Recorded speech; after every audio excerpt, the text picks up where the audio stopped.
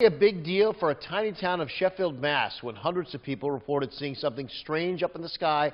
Could it be alien visitors? Well, as News 10's Mary Wilson tells us, a half a century later, people are still talking about it. The idea of flying saucers first landed in the 1940s and has invaded popular culture ever since. There's been countless reported sightings, but only one has made it into state historical records. I've always believed it from day one. I think there's something out there. I believe. Something happened here, and it's not something you can make up. Labor Day 1969. So we were coming out of that bridge. A 9-year-old Thom Reed is in the back seat of his mom's station wagon when the family sees a glowing orb, then hovering 3 stories above a cornfield. It was massive. It was like metallic. I know how crazy it sounds, right? But I sat there. I saw it myself. He describes it as a giant turtle shell. His mom pulls off into a clearing, and then comes a period of time no one can account for. We have weird memories of that night. And when we came to, if you will, my mother and grandmother were reversed in the car, and the car was off. 50 years later, Reed remains embedded in the paranormal world, sharing his story on TV shows like Ancient Aliens and building up the park dedicated to his encounter.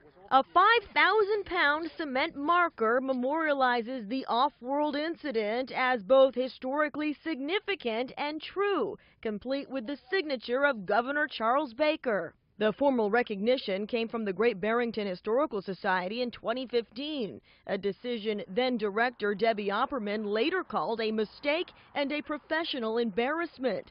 Today, the society is run by Robert Kroll. Something happened, which is true, and remarkable that something happened because so many people reported something happening.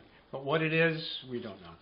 Thom Reed and his family were traveling along this covered bridge when they saw that bright, floating object. It wasn't until the morning after when they realized they weren't alone, and many more had seen something in the sky that couldn't be explained. WSBS radio got panic calls, people calling saying, "My God, something's going on here." What do you think happened? Judge Kevin Titus of the 30th District Court signed and sealed the records by the governor and the Historical Society, declaring them uncontested lawful documents. But the alleged encounter and the park itself are not without controversy. The town of Sheffield last year ordering the massive marker be moved because of its proximity to a public pathway. Reed says the land belongs to a farmer who he rents it from. The town has gone quiet on the dispute, but skeptics remain. Why'd they bring him back? If he was abducted 50 years ago. Others concede his unwavering story rings true. I believe in him. They're probably out there. Hard to say. Probably.